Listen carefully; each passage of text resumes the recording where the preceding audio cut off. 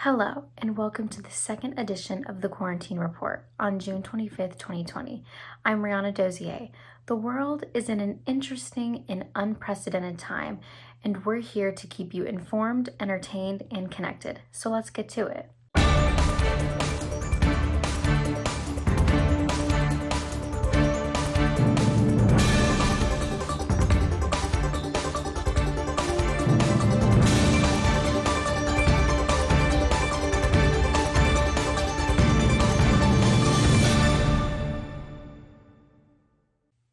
First, with breaking news. In the midst of the Black Lives Matter riots, other parties have taken it upon themselves to find a way to retaliate on their own. A couple's morning stroll comes to a steady halt as they notice a disturbing mark upon the statue of African-American tennis legend Arthur Ashe. Someone had vandalized the statue with the words, "White Lives Matter." The Arthur Ashe Monument was dedicated in 1996 to memorialize the Richmond native and counterbalance the string of statues on Memorial Avenue dedicated to Confederate leaders. Although he was not the man that was supposed to be targeted, Arthur's remembrance was just an add-on to the long strand of statues and monuments that have been toppled, vandalized, and slated for removal in the city during protests prompted by the death of George Floyd. On a brighter note, these have been voted the top shows and movies you must watch while in quarantine and over the summer. For shows, we have Outer Banks, Riverdale, Ozark, Peaky Blinders, Elite, Grey's Anatomy, Black Mirror, Dynasty, Vampire Diaries, and American Horror Story. For movies, we have After, Knives Out, The Gentleman, The Wrong Missy, Joker, Birds of Prey, Once Upon a Time in Hollywood, Jumanji: The Next Level, Little Women, and Bad Boys for Life. Make sure you go check out these movies and let us know what you think. Now, we'll head over to David with our latest coronavirus by the numbers update. David, what are the recent stats in our global pandemic? Hello, I'm David Kleinchuster, and this is Coronavirus by the Numbers. Public officials are reporting a new wave of cases in certain states. Experts are saying that the progressive actions being made to reopen states, along with the nationwide protests and riots, are major factors to this resurgence. If cases begin to rise at a significant rate, officials may potentially reinstate the health measures introduced this past March. CDC Director Robert Redfield recognizes that Americans are eager to return to their everyday normals, yet he advises that the situation is unprecedented and the pandemic has not ended. Amidst the pandemic, we find hope with a North Carolina woman who received the first known double lung transplant after having coronavirus and is looking forward to a healthy recovery process. And a major COVID-19 breakthrough occurred when British scientists announced Tuesday, saying a cheap and readily available steroid called dexamethasone may be a leap forward to prevent COVID deaths. Oxford scientists said that it has reduced mortality rates by 35% for patients on ventilators and by 20% for less immediately critical patients needing oxygen. Now, sticking to the numbers, out of a world of 7.8 billion people, only 8.9 million have confirmed cases, and 496,000 people have died worldwide. In the United States, a country of 330 million people, we have 2.3 million cases, and 122,000 cases resulted in death. I'm David Kleinchuster, and this is Coronavirus by the Numbers. Stay safe, America. Thanks, David. Let's hope those numbers die down soon. Let's now head over to Elizabeth with Life in Quarantine. How are people keeping busy this week, Elizabeth? Hey guys, Elizabeth Beto here, your Life in Quarantine expert. This week, we are going to do one of my favorite indoor activities and combining it with one of my favorite people, because this past Sunday was Father's Day. My dad has enough cheesy #1 dad mugs and socks to last him a lifetime. So I was racking my brain trying to figure out what I could get my dad. Finally, I remembered him saying that he needed a new water bottle. So I picked him up one, but it was kind of boring looking. So I decided to pull out my paints and put my creative skills to the test. I love to paint, It's such a fun activity that anyone can do while being stuck inside. All you need is a blank canvas, which could be anything: paper, water bottle, or even just a simple artist canvas. Then some brushes, a few paints, a cup of water, and you're ready to go. Painting, for me, is almost like therapy, because once I pick up a brush, my mind goes quiet and I go to another place. I encourage you to try your hand at painting. You could even involve your family or just do it yourself and have a little bit of me time. Hey, you never know. You might just become the next Picasso. And when you do it, make sure to post it and tag HPU Vision so we can see your creative life in quarantine. Well, that's it for me. I'll see you guys next week. Back to you, Rihanna. Thanks, Elizabeth. It is great to see how people are making the most of their time in quarantine. Want to be featured in our Life in Quarantine segment? DM us on our Instagram account at HPU Vision. Now, let's head on over to our entertainment specialist, Riley, to give us the inside scoop. Riley? What's up, everyone? It's Riley Mannion here to keep you updated on everything going on in the entertainment industry.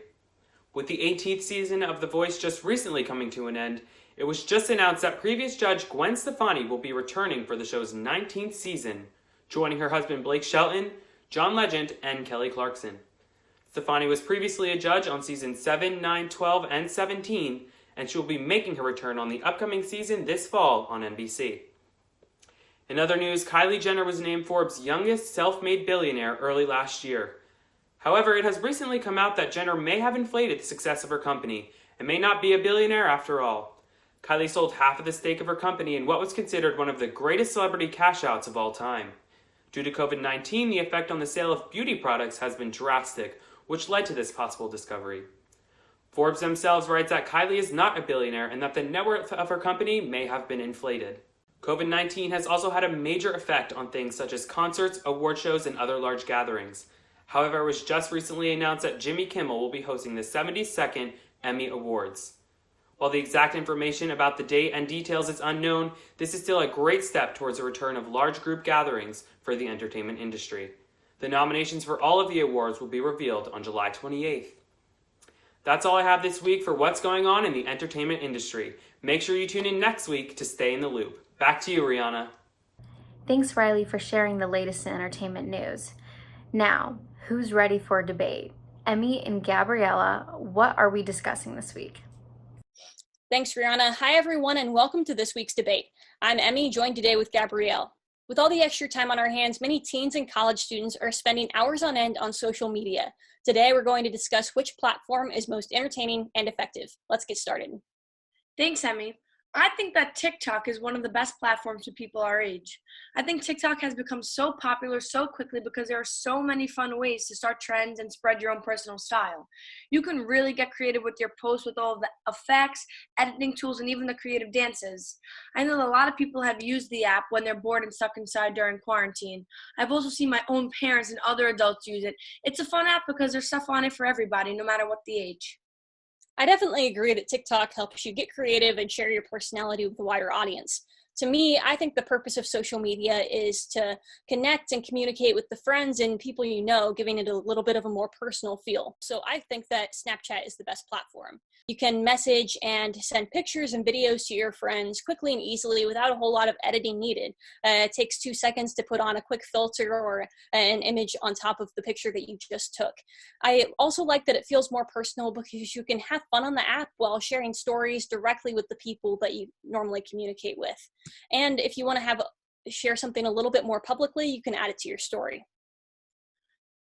That's a great point. TikTok can help share your content with a larger public audience. Anyone can see your post, and you don't necessarily need to be friends with them on the app. And I think this is pretty cool because not only can you connect with your friends and family through the app, you can connect with people that you never even knew that live in your country or even out of the state. Yeah, I see that as well.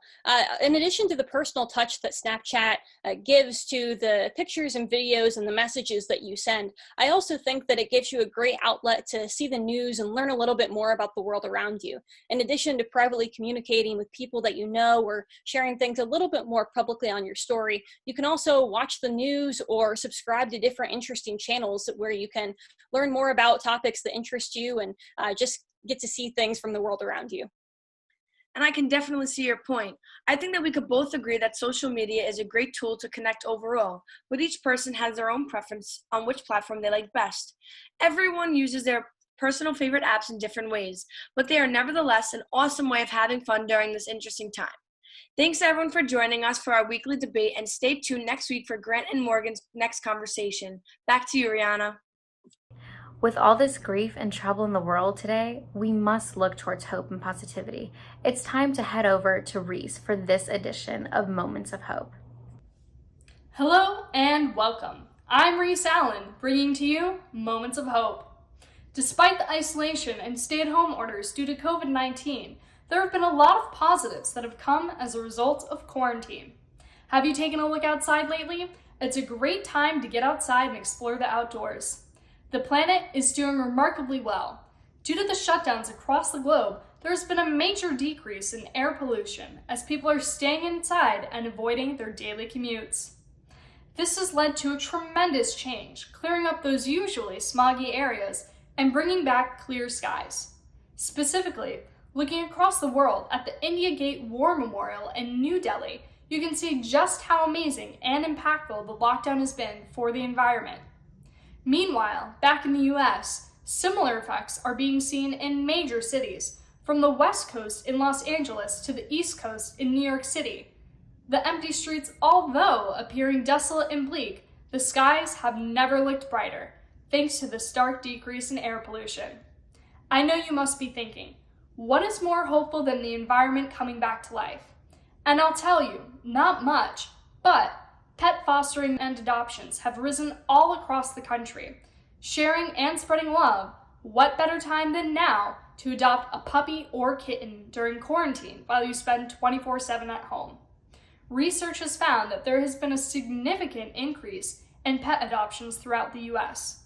On petfinder.com, adoption inquiries have jumped nearly 122% during this time, with a nearly 500% increase in online fostering applications for the ASPCA's New York City and Los Angeles foster programs, leaving many shelters empty and families full of joy adding new additions to their family. I mean, I can say for myself that this has been a great way to occupy my day. My family and I have even jumped on the trend and adopted our own little puppy, Coco, or as I call him, Mr. Coco. Continuing to stay hopeful and looking to more great times ahead, I'm Reese Allen, and this has been Moments of Hope on the Quarantine Report. See you next time. It is always fantastic to hear about the positive moments in our world. Thank you for sharing those stories with us today. Well, that is all we have for you today. Tune in 1 week for more breaking news and stories, here to keep you informed, entertained, and connected. This is Rihanna Dozier for the Quarantine Report. Have a great week.